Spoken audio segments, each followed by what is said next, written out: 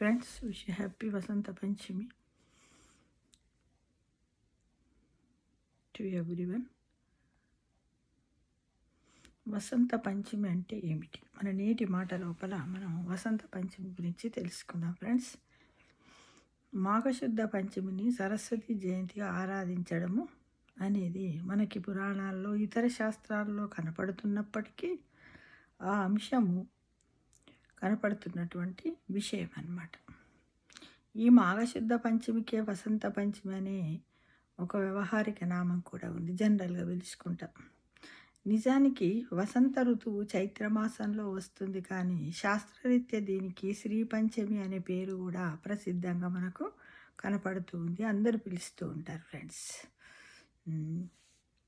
ఈ రోజున సరస్వతీదేవి ఆవిర్భావ దినంగా దేవి భాగవతము, బ్రహ్మైశ్వర్త పురాణము తెలియజేశాయి మనకు. పరమపురుషుని యొక్క వదనం నుంచి సరస్వతీదేవి ఆవిర్భవించిందని ఒక కథ మనకు సంకేతార్థము. ఈ జగతంతటి కారణమైనటువంటి పరమేశ్వరుడు అంటే విరాట పురుషుడు, ఆయన యొక్క వాక్కు, బుద్ధి, జ్ఞానం, ఈ మూడింటి యొక్క స్వరూపమే సరస్వతీ మాత. మనము కూడా ఏదైనా పని చెయ్యాలంటే మన నుంచి రకరకాల శక్తులు వ్యక్తమవుతూ ఉంటాయి. అందులో జ్ఞానశక్తితో ఏదైనా ఒక విషయాన్ని జ్ఞానశక్తితో, క్రియాశక్తితో, ఇచ్ఛాశక్తితో చేయగలం అన్నమాట. ఒక పని చేయడానికి మన యొక్క వాక్బుద్ధి, జ్ఞానం ఎలా కావాలో ఈ విశాలమైన విశ్వం అనేటటువంటి దీని యొక్క సృష్టి, స్థితి, లయలు చేయడానికి పరమేశ్వరికి కూడా ఒక జ్ఞానము, ఒక వాక్కు, ఒక బుద్ధి ఉంది. ఆయన యొక్క బుద్ధి, జ్ఞానం ఏదైతే ఉందో ఆ శక్తిని మనము సరస్వతి అని ఉపాసన చేస్తూ ఉన్నాము, దైవంగా భావిస్తున్నాము, ఆరాధన చేస్తున్నాం. ఆ సరస్వతి ఈనాడు విరాట పురుషుని నుంచి ఆవిర్భవించిందని మనకు శాస్త్రము చెబుతున్న వాక్యం. అందుకే ఈ రోజున సరస్వతీదేవి ఆరాధన అత్యంత ప్రశస్తిగా ఉన్నది. కేవలం భూలోకంలో మానవులు మాత్రమే కాకుండా దేవలోకంలో వారు కూడా ఈరోజు సరస్వతీదేవిని ఆరాధిస్తారని దేవి భాగవతం మనకు తెలియజేస్తుంది.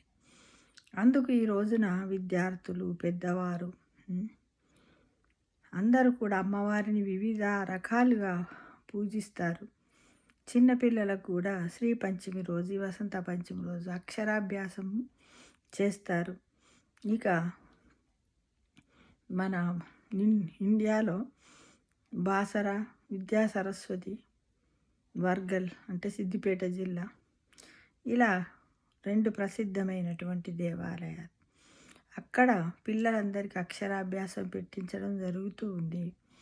ఆ రోజు శ్రీ పంచమి రోజు అందరూ కూడా తెల్లవారుజామునే వచ్చి అక్షరాభ్యాసం పెట్టి కుంకుమార్చనలు, లక్ష పుష్పార్చనలు కూడా చేసుకుంటారు. అంతకంటే ముందు రోజు కూడా వచ్చి అక్కడ నిద్ర చేయడం కూడా కలుగుతుంది ఆ ప్లేస్లో. ఎందుకంటే అమ్మవారు వెలిసినటువంటి ఆ క్షేత్రం లోపల అమ్మవారు బ్రహ్మీ ముహూర్తంలో అంతటా తను తిరుగుతూ చూస్తూ పిల్లల యొక్క నాలక పైన జ్ఞానాన్ని, అంటే బాసరలో ఉన్నటువంటి సరస్వతి జ్ఞాన సరస్వతి, వర్గల్లో ఉన్నటువంటి సరస్వతి విద్యా సరస్వతి, అందు గురించి అందరూ కూడా అక్కడ చిన్నపిల్లలతోటి నిద్ర చేయడం ఎంతో ప్రశస్తనీయమైనది. కాబట్టి ప్రతి ఒక్కరు కూడా ఈ శ్రీ పంచమి రోజు తల్లిదండ్రులందరూ కూడా అష్టోత్తర శతనామావళి, అమ్మవారికి ఉదయమైన అభిషేకాలు జరుగుతాయి, కుంకుమార్చనలు, ఇలా రకరకాలైనటువంటి పూజా కార్యక్రమాలతో అమ్మవారిని ఆరాధించడం జరుగుతుంది. వీలైనంత వరకు ప్రతి ఒక్కరూ కూడా మన పిల్లల గురించి, మన గురించి, అంటే మనకి జ్ఞానం వచ్చింది మనం అంత అయిపోయింది అనొద్దు. మనము పుట్టి నుంచి మరణించే వరకు కూడా మనకెంతో జ్ఞానం అవసరం. కాబట్టి అమ్మవారి ఆశీస్సులు కావాలి. కాబట్టి ప్రతి ఒక్కరు కూడా శ్రీ పంచమి రోజు అమ్మవారిని దగ్గరలో ఉన్న విద్యా క్షేత్రాలను కానీ, సరస్వతి క్షేత్రం లేదా కొన్ని ఆలయాలలో శివుడిని కూడా, శివాలయాలు కానీ వైష్ణవ, అక్కడ కూడా అమ్మవారిని కూడా పూజించడం జరుగుతుంది.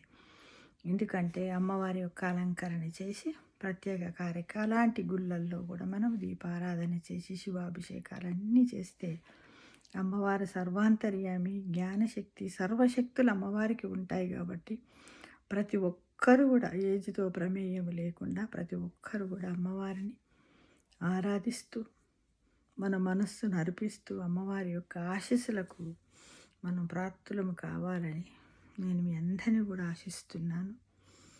అందరికి కూడా హ్యాపీ వసంత పంచమి శుభాకాంక్షలు తెలియజేస్తున్నాను.